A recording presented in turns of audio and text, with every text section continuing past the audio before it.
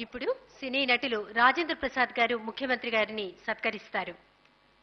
ప్రముఖ సినీ నటులు సాహసి కానివాడు జీవన సమరానికి స్వర్గానికి పనికిరాడు. హిమసుందర శృంగమైన ఎవరెస్ట్ను ఒక టెన్సింగ్ ఎక్కగలడు.